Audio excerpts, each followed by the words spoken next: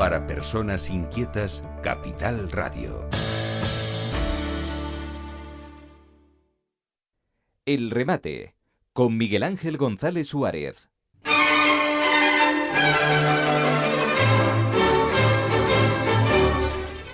Bueno, 31 de julio, iba a decir 31 de diciembre, pero no, pero llegará el 31 de diciembre, 31 de julio, y estamos muy pendientes de la crisis migratoria en Ceuta. Tenemos aquí los monitores, tenemos imágenes, se habla de 30.000 personas que han pasado de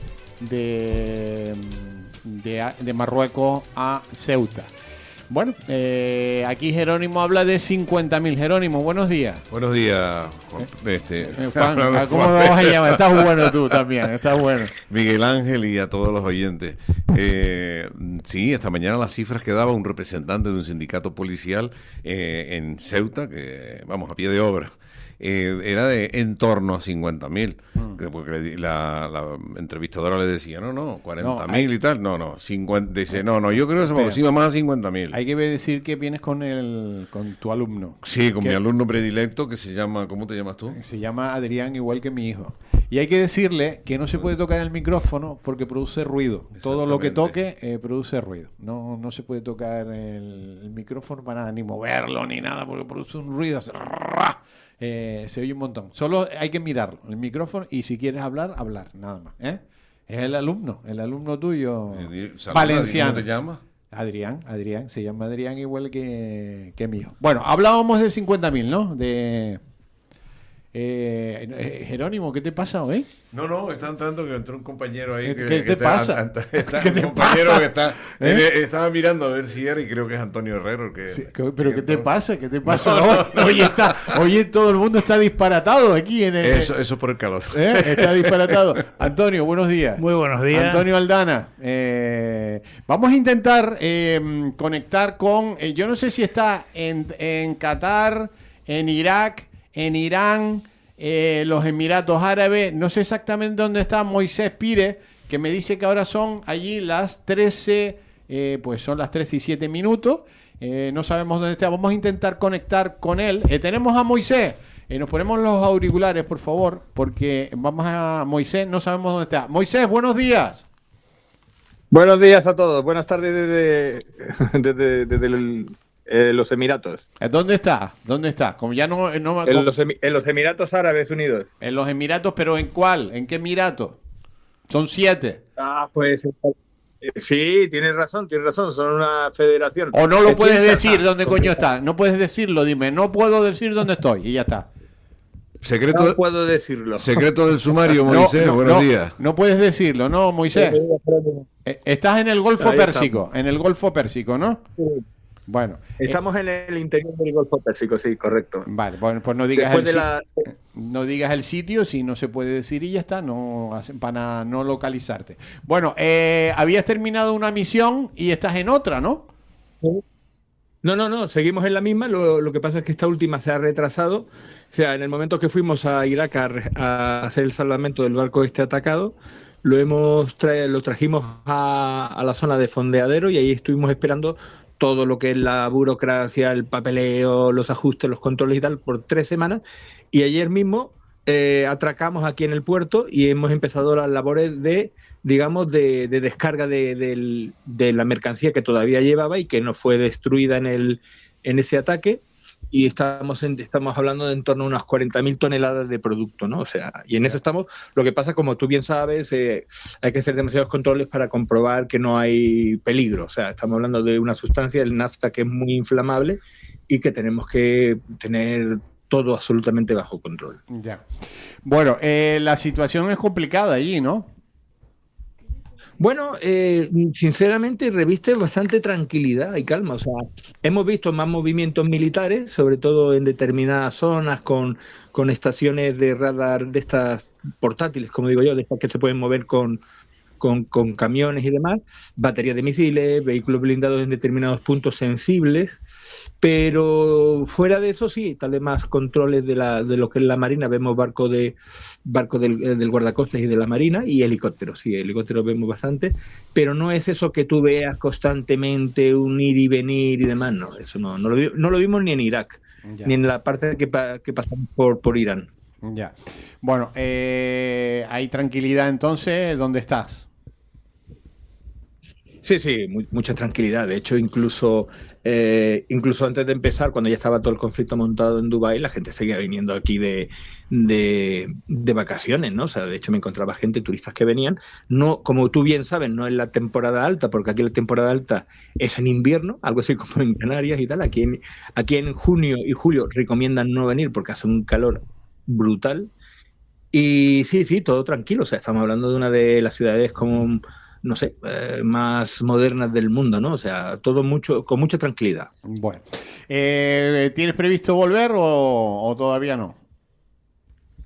Bueno, tú sabes que en este trabajo, en lo que son las labores de salvamento mundial, realmente tan solo somos 200 personas que nos dedicamos a esto en el mundo, ¿no? Uh-huh. O sea, gente va y viene, pero manteniendo una trayectoria de 25 años ya. O sea, te estoy diciendo de prácticamente de pequeñas operaciones, salté después al Prestige y después ya fue un no parar.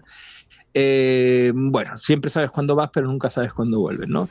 Debido a la situación que hay, es muy posible que formemos aquí unos equipos de stand-by, porque como tú bien dices, hay otros barcos que han sido atacados y que requieren unos determinados servicios.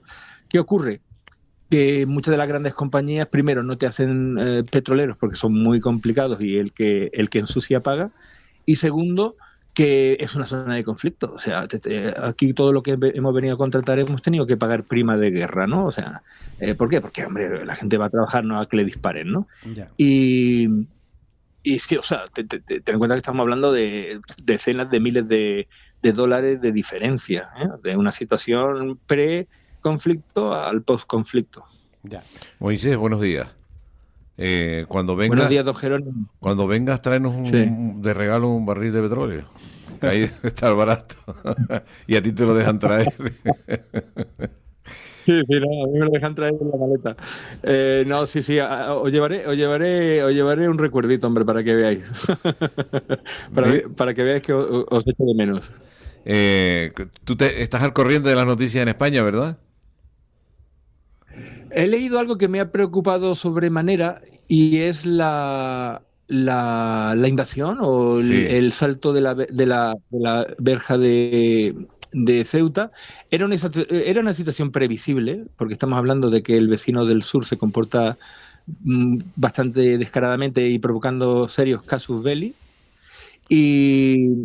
y creo que España tiene que dar ya un golpe en la mesa como lo dio en su día en Perejil, ¿vale? O sea, vamos a ver, hay cosas que son incuestionables y hay determinadas líneas rojas que hay que mantener. O sea, lo que es ridículo es que nos estén tomando el pelo constantemente, y sobre todo, a quien le pese, este gobierno no está haciendo su trabajo desde hace años. Pero mientras tenga el iPhone en el otro, no creo que este vaya a decir nada. Le tiene miedo, ¿no? El golpe sobre la mesa que va. Buenos días, Moisés. Hombre, buenos días, don Antonio. ¿Qué tal? Mira, te comento que ya no solo en Ceuta, sino en Melilla están saltando la frontera. O sea que es una invasión en toda regla. Totalmente, y a ver si el próximo será Canarias. Las islas más orientales, Fuerteventura y Lanzarote, están a solo 60 millas. Y bueno, os digo papá cuando era militar fue destinado al 8º Regimiento de Ingenieros en Melilla, ¿no? Nosotros vivíamos en unos pabellones militares por la calle General Gotarredona, ¿no? Y yo me acuerdo que papá mamá, papá y sus hijos, pues nos íbamos a pasear, ¿no? Y pasábamos cerca de lo que era el perímetro fronterizo. Y en aquellos días veíamos patrullas con su chopo, algunas caminando, otras con un perro, las otras con un Land Rover, pero no había muro, coño, no había una verja, había tan solo, pues, como tú sabes, Jerónimo, ese cable erizado que se ponen en determinadas cosas. Era lo único que había. Había, pues, un respeto por la otra parte de decir, no me voy a meter con esta gente porque son de armas tomar, ¿no? Y ahora, sin embargo, le puedes poner un muro de 14 metros de altura y te lo van a seguir violando y saltando como quieren, ¿no? Realmente, de hecho, los compañeros que son de varios países me preguntan que qué está pasando en España, que no lo entienden. No solo en España, Moisés, porque no sé si he visto unas imágenes ayer en televisión. El rey de Marruecos parece enfermo, parece una momia allí puesta, lo estaban saludando y tal, cada vez está peor físicamente y da una sensación muy extraña. Parece que él ya no lleva tampoco el control de la situación, ¿no? Que puede ser hasta muy peligroso. Se está hablando de abdicación en el hijo, que va a abdicar, sí. Si hay un proceso de abdicación, a la vista, por lo que los enterados en la monarquía alauita señalan por eso, precisamente por la enfermedad de este hombre. Bueno, Moisés, Dime. ¿alguna cosa que contarnos desde ahí, desde el Golfo Pérsico? Que, oye, qué maravilla estar hablando contigo, ¿eh? Bueno, pues la verdad es que todo con mucha tranquilidad. Seguimos manteniendo la moral alta después de 3 semanas al pairo, que habrá que explicar lo que es ahí en mitad del mar. Y la verdad es que con ganas de volver a Tenerife. Inicialmente tengo una vuelta para mediados finales de agosto, pero bueno, nunca se sabe. Y no, todo muy bien. O sea, yo sigo animando a la gente que viaje, o sea, que no se peguen a la pantalla del televisor. Tengo un amigo que me decía, no, en Dubái, tío, pero qué peligro. Digo, vamos a ver, que hay que salir un poco de la zona de confort. O sea, entonces, pues, ¿qué va? Bueno, yo recomiendo que salgan un poco. Bueno, te estoy escuchando el walkie que tienes encima, ¿no? Te están hablando, ¿eh? Estamos manteniendo comunicaciones constantemente a las 24 horas. Pero sí, dime, Miguel Ángel. No, que nada, que te queremos ver pronto, que te cuides mucho ahí en el Golfo Pérsico. Oye, ¿tú crees que Antonio pagará un cortado o se va a resistir todavía? No hay problema. 1, 2 y 3. Moisés Pires, querido amigo, desde los Emiratos Árabes, un abrazo muy fuerte. Un abrazo a ese equipo genial de la radio, de la 10 Radio. Un abrazo desde aquí. Un abrazo muy fuerte. Saludos. Bueno, pues Moisés ahí está en el Golfo Pérsico. ¿Qué les parece? Porque claro, la situación en el Golfo Pérsico es complicadísima. Muy complicada. El barril del petróleo sigue subiendo, se siguen atacando ahí unos y otros. El otro día interviene más gente en esta guerra, otros países, o sea que es un tema descontrolado. Hasta ahora. Ucrania se está implicando atacando algo de Irán. Sí, tenemos una llamada, ¿no? Vamos a escuchar esa llamada. Buenos días. Sí, hola, buenos días. Nada, yo era para el abogado y el profesor. Sigamos dándole millones a Marruecos para el control y vigilancia de fronteras y se lo pasan todo por el Arco de un Triunfo. Y como dice una ex militar, la invasión silenciosa de Marruecos que hace sobre Ceuta y Melilla y Canarias porque creen y dicen y afirman que esas tierras les pertenecen. Venga, un saludo y buenos días. Gracias por la llamada. A ver, ¿comentario? Jerónimo. Totalmente de acuerdo.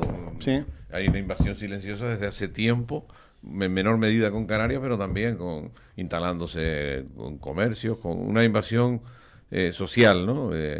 Pero en Ceuta y Melilla ya es escandaloso lo que está pasando. Hace varios años ya saltaron el espigón por un lado, se metieron en otro y luego anoche escuchaba yo a otras autoridades de ahí de Ceuta diciendo que hay un barrio que es un barrio muy peligroso y que se refugian allí, que de allí no los sacan, o sea que los tipos se van a mantener, no van al SETI porque los censan y demás, que muchos habían sido que han dado con motivo de la celebración del acceso al trono de Mohamed VI, los 26 años que lleva.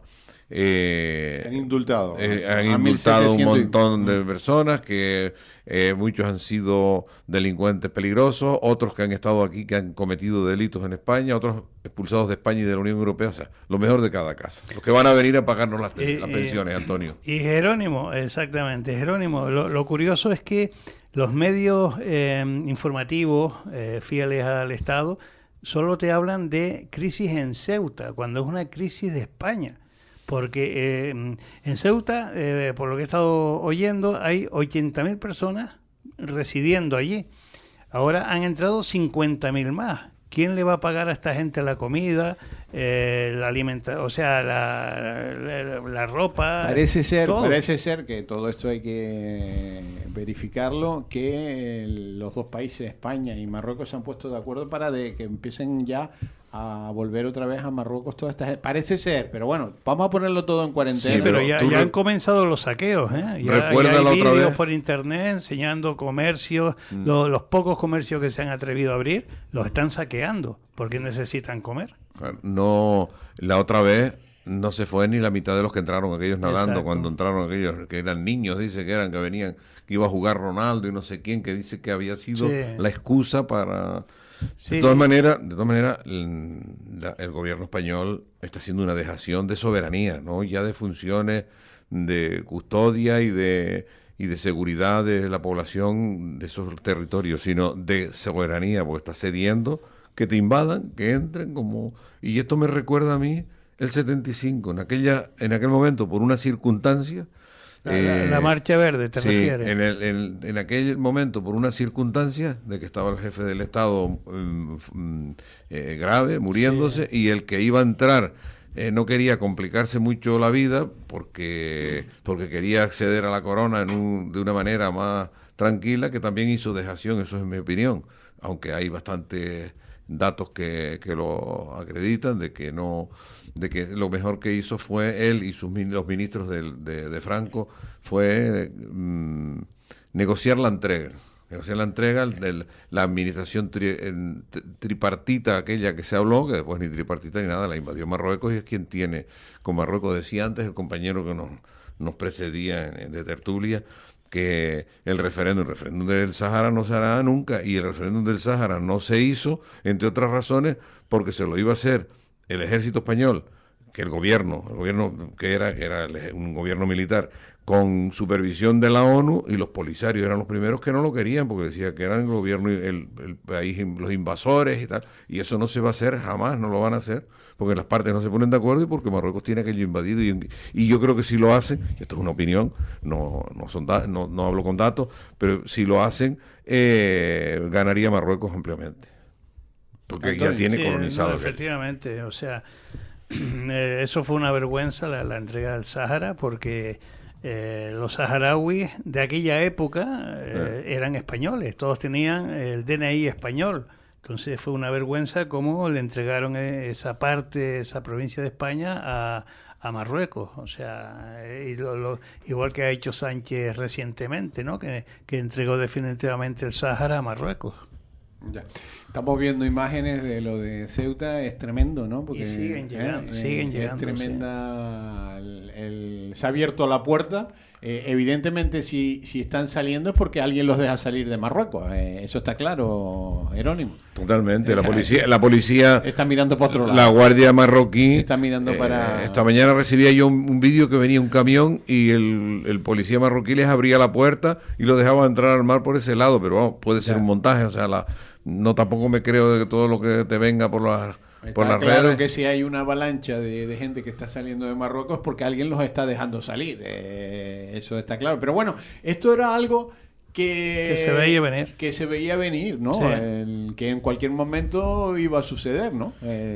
Con el jefe de gobierno que tenemos, el presidente de gobierno que tenemos, y con el ministro del Interior, es totalmente previsible por la dejación de funciones y por la tolerancia que se ha hecho a muchas cuestiones. Y además, yo no sé dónde tanta subvención va a Marruecos hacia el tren, el metro, a todas, ahora cediendo lo del Mundial del 90, del 30. Y te digo una cosa, Marruecos es un país ya con un desarrollo tremendo. Muy competitivo. Muy competitivo. Muy competitivo. Y con unas instalaciones, con unas carreteras, con unas infraestructuras, con unos aeropuertos que ya no... Hay una autopista, la autopista Donald Trump, que la van a denominar así, que va de arriba de Marrakech o de... No, la que abajo, va de Casablanca. La autopista, la de Casablanca, esa exactamente, autopista, a Villacinero. No, hay una autopista autopista que va de Casablanca a Marrakech, que es un llano inmenso, además está todo plantado, y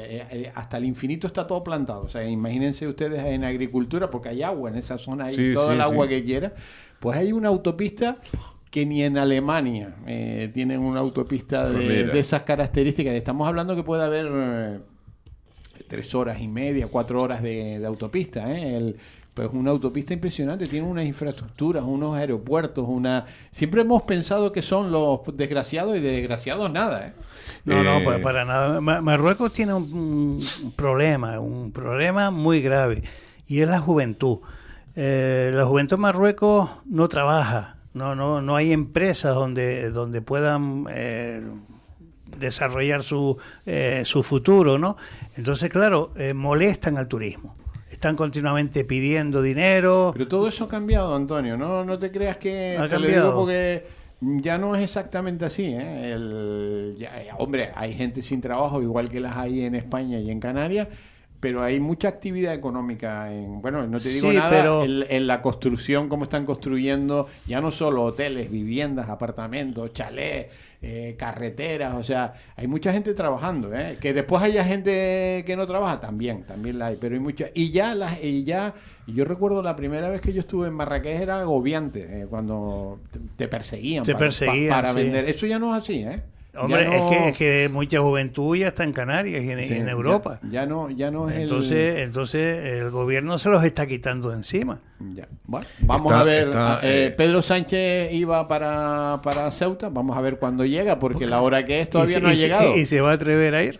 Sí, pues ha dicho que va con Marlaska, porque van los dos. Los ceutíes han saltado a la calle. Sí, llega a ver cómo van a solucionar este tema, porque claro, hay una ley europea, ya Italia ha levantado la voz. Sí, que dice que no, que el espacio Schengen se cierre para España. Cierra y punto. Y lo harán más países. Yo pienso que sí, porque claro, la puerta de entrada ahora es España. Porque toda esta gente, algunos se colarán porque están pendientes de colarse de polizones en los ferries. Entonces, por lo visto eso es habitual, de que se vayan, que ha sucedido en otras ocasiones. Entonces, claro, se te plantan en la península. Y de ahí, pues, a correr de un lado para otro. Bueno, vamos a publicidad 3 minutos, volvemos enseguida. El remate, con Miguel Ángel González Suárez. Capital Radio. Para personas inquietas, Capital Radio. Les habla el capitán del Pepita Castelví. Bienvenidos a una nueva manera de navegar. Y ahora viaja en espacios más cómodos, tranquilos y privados como nuestros salones exclusive. Tú eliges cómo viajas entre Tenerife, La Gomera y La Palma. Reserva en baleariacanarias.com. Bienvenidos a bordo. Balearia Canarias. ¿Te surge una duda y fuera del horario de oficina? ¿Prefieres resolverlo desde casa o desde la playa? En Caja 7 te atendemos cuando lo necesitas, a través de la app, WhatsApp o email, de forma sencilla y cercana, porque estar cerca no siempre es cuestión de distancia. Más información en cajasiete.com/te atendemos. No es una simple tela, es el recuerdo de mi tierra cuando estoy lejos, los colores de mi identidad. Es un sentimiento que ondea. Cuando se alza, lo hace un pueblo. Me gusta mi bandera, blanca, azul y amarilla. Así la quiero yo. Una bandera. Una sola voz. Gobierno de Canarias. Islas Iguales. 922 21 88 97. Faicanes Tenerife, dígame. Perdone, tengo plagas en la empresa. Le preparamos un presupuesto sin compromiso. ¿Y son efectivos? Claro, en Faicanes Tenerife, empresa pionera en el control de plagas, eficacia y rapidez son nuestra garantía. Faicanes Tenerife, plagados de soluciones.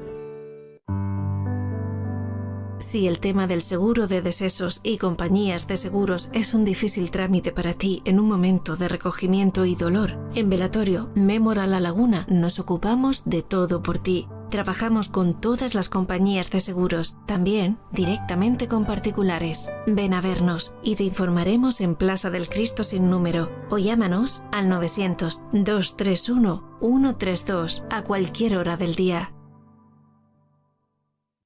¿Eres autónomo o tienes una empresa? En AG Asesoría te ofrecemos asesoramiento y gestión laboral, fiscal y contable con un trato cercano y personalizado. También tramitamos expedientes de extranjería, prestaciones de la Seguridad Social y traspaso de vehículos. Estamos en calle Quintín Benito 9, La Laguna. Llámanos al 922 22 12 97. Repito, 922 22 12 97. AG Asesoría. Soluciones para tu negocio. La búsqueda del talento es un viaje hacia la voz propia, una voz que grita lo que tantos tienen que decir. Entra en talentocanario.es y descubre lo que el neurocirujano y compositor Jesús Martín Fernández y la astrofísica Mar Carretero nos han contado sobre el talento en la ciencia. Talento Canario, un movimiento para inspirar. Gobierno de Canarias, Islas Iguales. Yo soy el rey del yazacoco.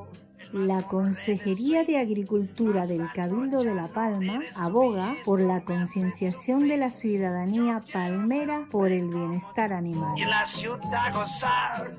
Es un mensaje de la Consejería de Agricultura del Cabildo de La Palma. Quiero ser como tú. Capital Radio. Para personas inquietas, Capital Radio. El remate, con Miguel Ángel González Suárez.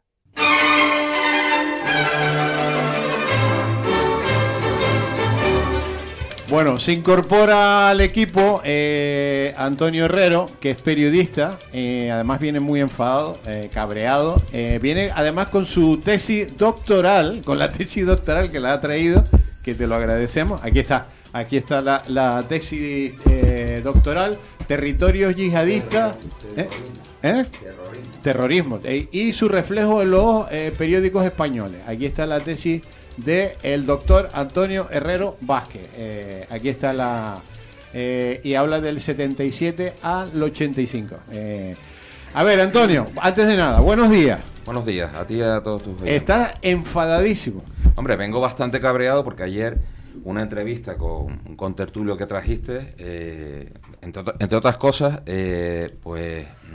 negaba la colocación de bombas por parte del MPAYA. Y además se permitió el lujo de insultar, de llamar subnormal, palabras textuales, a Rafael Valdenebro Sotelo, el Policía Nacional, el primer TEDx que muere en acto de servicio y desgraciadamente fallece en La Laguna por una bomba colocada por el MPAYAC. O sea, vamos, no sé hasta qué extremo se puede permitir que venga, no sé qué a este señor a qué se dedica, de qué habla, si es nada más que un canchanchan o tiene algún tipo de cualificación para poder permitirse hablar tan ligeramente de lo que ayer habló. Bueno, cuéntanos, ¿cómo fueron los hechos? Bueno, pues se produce una colocación de una bomba por parte del MPAYA, por mucho que él lo niegue, en lo que era el antiguo Banco Vizcaya de La Laguna, y acude a desactivarlo el equipo TEDx de la Policía Nacional. Es verdad que era incipiente ese equipo. Rafael Valdenebro es el desactivador de la Policía Nacional que acude a desactivar el artefacto explosivo. Este artefacto estaba colocado en un alféizar de la ventana y en la parte superior, según relató él mismo a Luis Mardones Sevilla, que era en ese tiempo gobernador civil, habían 3 niños. Entonces la premura en en desactivar la bomba era porque estaban esas 3 criaturas allí. Se le ordena a los niños que se metan al fondo de la casa, se meten, pero niños de corta edad, pues tú imagínate, un lugar de sirenas de policía, coches, cascos, aparatos especiales para los desactivadores, la calle cortada, megafonía, y al final pueden aparecer otra vez los niños. Entonces Rafael Valdenebro cruza de un lado de la calle a otro, estamos hablando la calle, la paralela que baja de la comisaría del Cuerpo Nacional de Policía, y a la altura de la catedral aproximadamente de La Laguna estaba puesto donde estaba antiguamente el antiguo comercio de la Pantera Rosa, ahí estaba Blanco Vizcaya. Y en el momento que coge la bomba para llevarla a introducirla a una especie de cubo que había, por si estallaba, le revienta cruzando la calle. Le amputa un brazo y pierde un ojo. Rafael Valdenebro estuvo una semana agonizando en el Hospital Universitario de Canarias y al final fallece. Entonces, estoy indignado porque me pareció una falta de respeto totalmente a un servidor del orden público. Rafael Valdenebro abre la lista, la desgraciada lista de casi una veintena de TEDx del Cuerpo Nacional de Policía, y pierde la vida por salvar la vida de otras personas. O sea, no se puede hablar tan ligeramente, por mucha ideología que tenga, por mucha simpatía que sienta hacia el MPAYA, que es un movimiento terrorista, por mucho que este señor hable de movimiento de liberación, de la manera que lo hizo. ¿El MPAYA es un movimiento terrorista? Terrorista. Y hay además una sentencia, porque Antonio Cubillo demandó a Paco Chabanel, el periodista que estuvo en Canalla 7 y bueno, ahora está en una emisora de radio, porque lo llamó terrorista. Y le dio la razón, el Supremo le dio la razón a Paco Chabanel. Le dijo que podía llamarlo perfectamente porque era un movimiento terrorista. Además, aquí tengo la lista de todas las bombas que colocaron. Las acciones del MPAYA entre noviembre de 1976 y abril del 78. ¿Quieres verlas? Tienes aquí toda una lista. Y esta no es elaboración propia, yo lo modifiqué, pero está tomada de un libro que se llama Imaginar la Nación Canaria, de Sebensuí López Trujillo, que recientemente acaba de sacar una tesis doctoral también sobre el tema del MPAYA. El problema que tiene el tema del MPAYA es que hablar del tema del grupo terrorista MPAYA, porque hay que definirlo así, levantan pollas aquí en Canarias, ¿vale? ¿Por qué? Porque muchas de esta gente se acogieron a la amnistía del año 78 y otras se acaban incorporando a partidos políticos legales, entiéndase, desde Coalición Canaria hasta el Centro Canario Nacionalista, en fin. Entonces, claro, la juventud desconoce qué fue el movimiento terrorista de MPAYA. Cuéntanos, ¿qué fue el movimiento? Un movimiento terrorista que surge, es una idea que tiene Antonio Cubillo cuando vivía aquí en Tenerife. Él era abogado y tiene un problema con las autoridades militares porque defiende a los trabajadores de una consignataria. Y bueno, se le imputa por la jurisdicción militar un delito y bueno, recibe un soplo de alguien que le dice que es preferible que se vaya porque había estado detenido y huye a través de Francia y llega a Argelia y se establece en Argelia. Argelia estaba en un proceso también de poscolonización, había sido colonia y provincia de Francia. Y bueno, al final consigue que el presidente argelino le dé, lo ponga a trabajar, porque daba clases, y le dé una emisora de radio. Una emisora de radio, Canarias Libre, desde la que pues lanzaba proclamas defendiendo la independencia del archipiélago en contra de España, denunciaba públicamente a muchas personas con nombres y apellidos diciendo que eran españolistas. Y bueno, según este documento, el MPAYA es autor de casi 101 artefactos, unos con daños materiales heridos leves, otros que se lograron desactivar, otros sin daños y algunos artefactos simulados. Son autores de un robo de más de 25 kilos de goma 2 y 45 detonadores. Más adelante roban otros 800 detonadores. Estamos hablando del 10 de septiembre del 77, el 20 de agosto del 77, en los depósitos de Ruiz y Boni, en Gáldara, Güímez, en Las Palmas. Vamos, aquí hay para hablar lo que ustedes quieran, pero lo que no se puede permitir, te repito, es traer a este contertulio que ayer trajeron ustedes para soltar por esa boca. Sobre todo lo que más me dolió es el insulto, una persona que no puede defenderse y que además pierde la vida, no porque no supiera desactivar, sino porque los relojes, los temporizadores, según las manifestaciones, que también te las traigo aquí, de la desarticulación del MPAYA por parte de la 151 Comandancia de la Guardia Civil, reconocen que los relojes que habían comprado en los indios en Santa Cruz eran defectuosos y de baja calidad, estaban preparados para explosionar a una hora y explosionan a otra que no tenían previsto. Tú sabes que aquí también se puso una bomba, ¿no? Lo sé también que se puso aquí. Cubillo ordenó colocar una bomba debajo de la casa donde vivía su madre, en la calle Ramón y Cajal, o sea, el cuartel de la Guardia Civil de Tacoronte, el Banco Central de Taco, Galerías Preciado, donde habría muchos sitios, hay muchos sitios para nombrar de todos los artefactos que mandó a colocar. ¿Qué queda de todo eso, Antonio? Pues queda nada más que un grupo de nostálgicos, como este individuo que trajiste ayer, y que no, afortunadamente, la población canaria, más allá de que algún iluso hace uso de esa bandera con las 7 estrellas verdes, que no es la bandera de Canarias, que es la bandera que creó Cubillo, no tienen ni tan siquiera un espacio en el espectro político. Cuando se legaliza, Cubillo viene de Argel a Canarias, se presentan a las elecciones como el partido político legalizado y solamente consiguen un concejal y en Lanzarote, punto. No tienen mayor presencia en el... ¿Han desaparecido? Prácticamente, sí, ya te digo, nostálgicos de la edad de esta persona, que debe tener como 80 años, es lo único que queda, y alguna rémora que de vez en cuando los oyes gritando y alguna pintada, pero es que no saben ni tan siquiera quién es Antonio Cubillo. Yo he dado clase en la universidad en un máster y he puesto la pregunta esta y te asombrarías de la respuesta que te dan los alumnos, que son alumnos de un máster que ya tienen un grado en distintas carreras y no saben quién es Antonio Cubillo. El que más le suena diciendo que era un político, como mucho, pero desconocen la faceta de que lideró un movimiento terrorista. Buenos días, Antonio. Antonio, doble, triple compañero mío, porque periodista, grado social también estudiamos, estamos en la reserva voluntaria también. Vamos a ver, tú, en ese trabajo, ¿no contabilizaste como de forma colateral lo de los jumbos, de los rodeos? No, los jumbos no lo puse aquí, aparecen porque, bueno, tú como licenciado en Derecho sabes que hay un axioma que dice que la causa es la causa del mal causado. Y es el tema que se le imputa, que es lo que ellos intentan siempre lavar, igual que lo del policía. Ayer este hombre, por ejemplo, dijo también que esa bomba la habían colocado los servicios secretos españoles. No, la autoría fue del MPAYAC. Efectivamente, los 583 muertos se producen a raíz de la colocación de una bomba en la floristería del aeropuerto de Gando que obliga a desviar los vuelos a los rodeos. Una concatenación de hechos, neblina. El aeropuerto estaba saturado, había que dar prioridad para seguir ocupando la plataforma. Dicen también mala dicción o mala interpretación o mala audición entre el controlador y el comandante de QRM, que a partir de eso se establece otro protocolo en el cual tienen que repetirse las consignas 2 veces. ¿Sí? Entonces, todo esto pues produce ese desgraciado accidente que además costó, porque Estados Unidos tenía vuelos a Canarias turísticos. A partir de ese accidente no han vuelto más a operar la aviación americana, ni han traído. Se intentó por parte de una compañía canaria que fracasó y no ha habido ningún intento más de venir aquí. Tenemos una mota negra, se lo debemos agradecer a este señor. Ya. Antonio, ¿alguna pregunta? Sí, hay un comentario muy antiguo que se habla.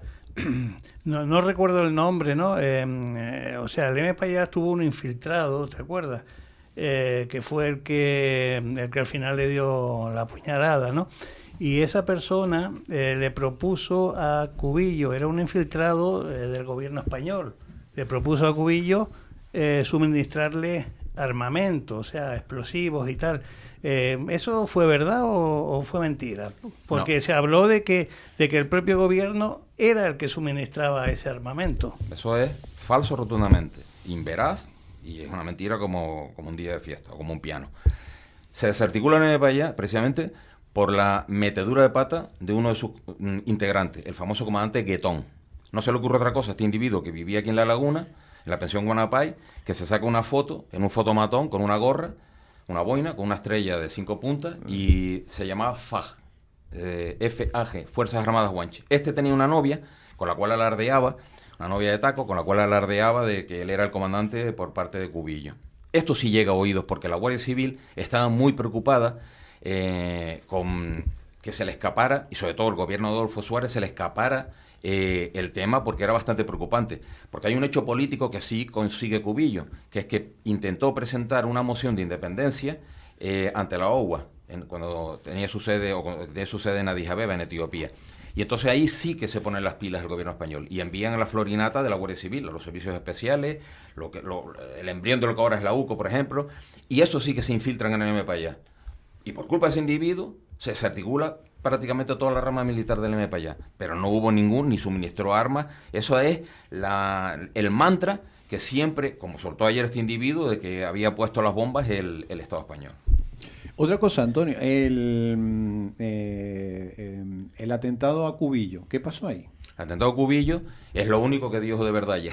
El atentado a Cubillo, el Ministerio de Interior, que lo dirigía Rodolfo Martín Villa, pues empieza a estar harto ya porque se preocupan de que esto creciera más, las algaradas. Además coincide con varias cosas más. Coincide con la entrega del Sáhara, la llegada de más de 3.000 colonos a Las Palmas, fundamentalmente, la desarticulación de varias empresas, desarticulación porque se modifica los portuarios, las huelgas de las guaguas en su momento, unos sindicatos de corte nacionalista independentista muy fuertes, Y todo esto, pues, hace un caldo de ebullición, paro. ¿Y qué pasa? Que no se les ocurre nada más que la brillante idea de contratar a dos matones que, bueno, pues fallan en su intento de acabar con la vida de Antonio Cubillo en Argel, y son detenidos por la policía argelina, y bueno, y el Estado español ha sido condenado, efectivamente, a pagar lo condenaron a 250.000 euros a pagarle a Antonio Cubillo. O sea, que fue que se hizo mal todo eso. Hombre, vamos a ver. Se hizo mal porque en vez de combatirlo por la vía legal y la vía jurisdiccional, se busca, además propiciado desde el propio Ministerio del Interior español, acabar con la vida de Antonio Cubillo. ¿Es verdad eso de que intervino también el gobierno alemán, o sea, los servicios de inteligencia? Sí, el gobierno alemán sí facilitó parte de la información para poder llegar a Antonio Cubillo, aunque se sabía dónde se quedaba, pero es verdad que tenía unas medidas de seguridad, se cambiaba de itinerario, porque sabía que era podía ser objetivo de un atentado terrorista. Sí, los alemanes, y muchas veces no evaluamos bien, pero tienen un servicio secreto muy bueno, muy bueno. Y lo salvó también el factor suerte, porque ese día del apuñalamiento, Argel estaba vacío, porque había un partido de fútbol y entonces no había tránsito, porque hay una ciudad, por lo visto, yo no la conozco, pero muy congestionada en ese momento. Y pudieron ir al hospital rápidamente porque se estaba desangrando.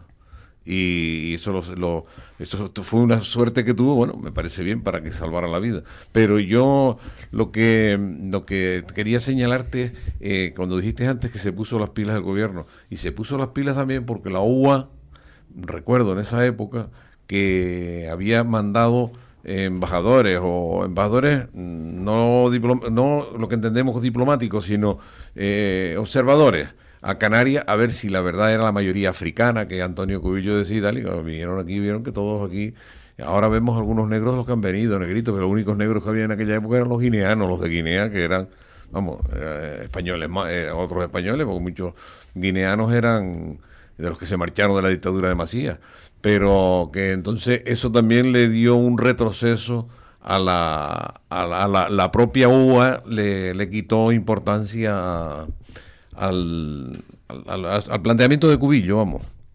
Eso lo recuerdo que sucedió en ese momento. Y bueno, y después dices tú lo de la florinata de la Guardia Civil, sí, porque toda la operación de desmantelamiento del MPA fue de la Guardia Civil, nunca la policía. Única y exclusivamente de la Guardia Civil, efectivamente. La policía secreta ahí intervino muy poco, la policía armada que era en ese tiempo. Sí. ¿Qué queda ya de eso? Nada. No queda nada, te lo dije antes, no, por fortuna. Los partidos que han trabajado en esta línea, todos han fracasado. Sí, vamos, que no tiene sentido. O sea, que hablar ahora de independentismo del archipiélago canario, algo que es o sea, no tiene recorrido ninguno. Y se le intentó y se le facilitó, porque mira, una de las entrevistas de las tres que tuve en la tesis doctoral, se le hice a Eligio Hernández y le preguntaba que qué grado de participación tuvo en el regreso de Antonio Cubillo al archipiélago canario, y era para que él se intentara reintegrar a la vida pública y política, siempre y cuando renunciara al movimiento terrorista, vamos.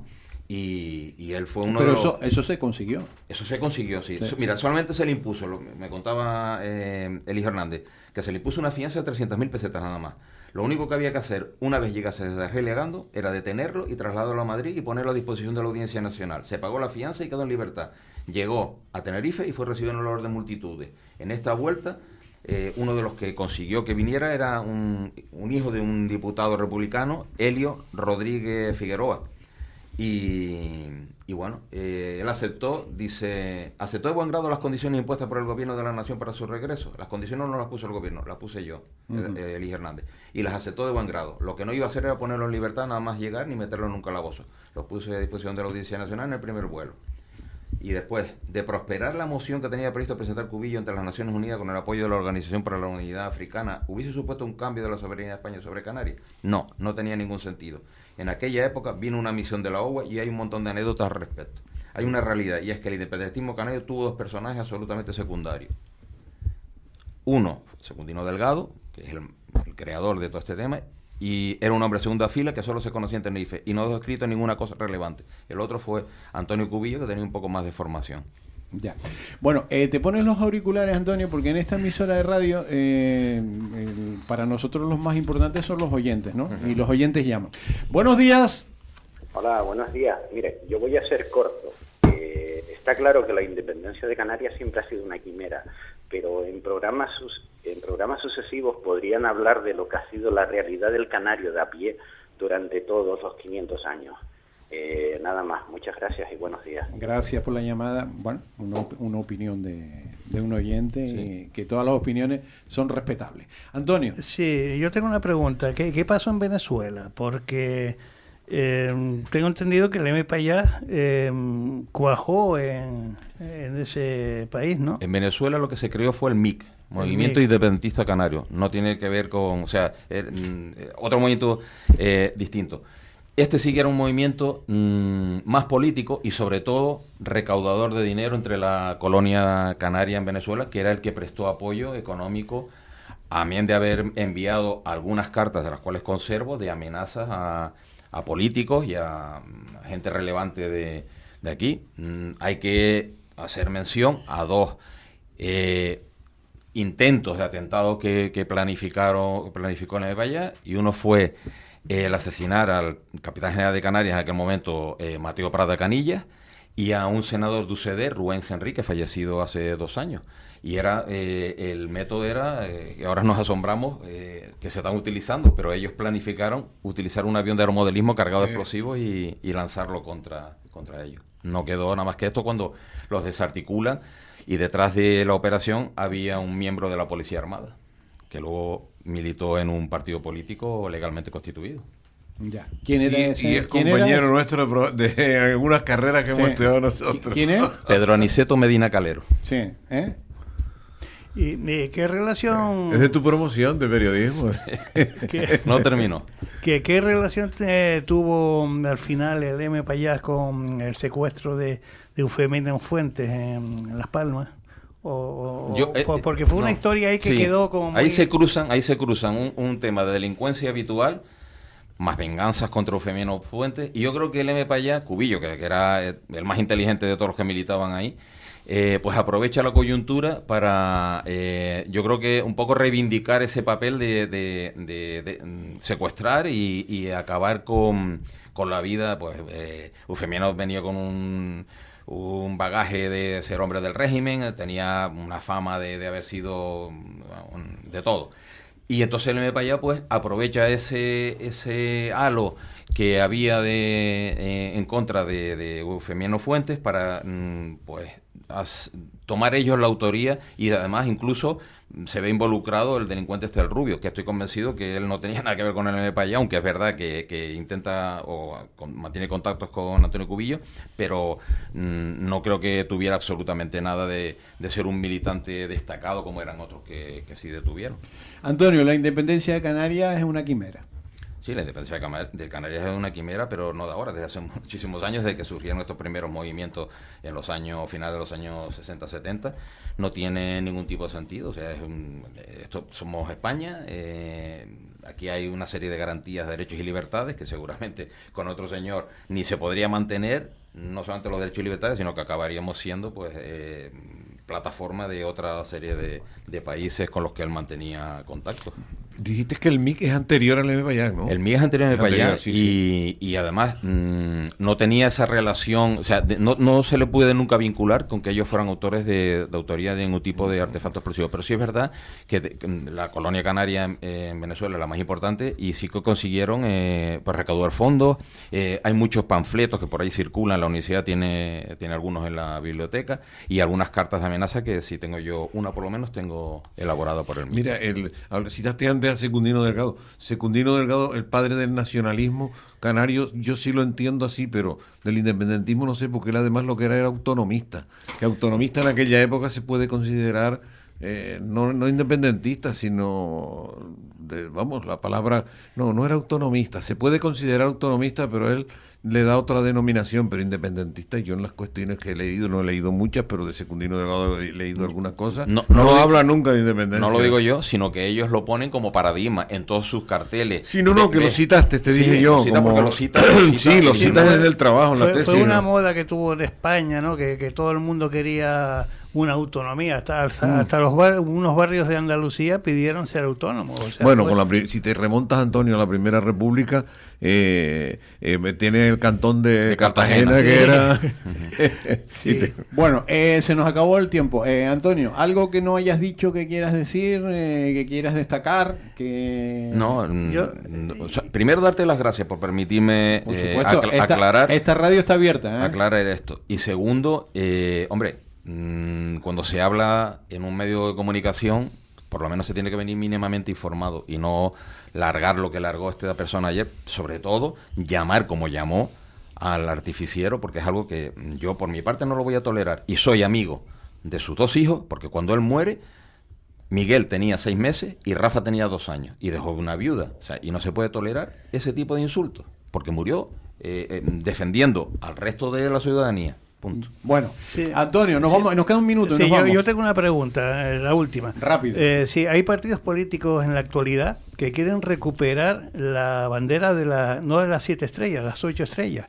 Pero es curioso, ¿se sabe el motivo por lo que lo quieren hacer? No lo sé, porque yo no comparto esa ideología, no milito en ese partido, pero por ejemplo las juventudes de Coalición Canaria aparecen constantemente con esa bandera en sus congresos.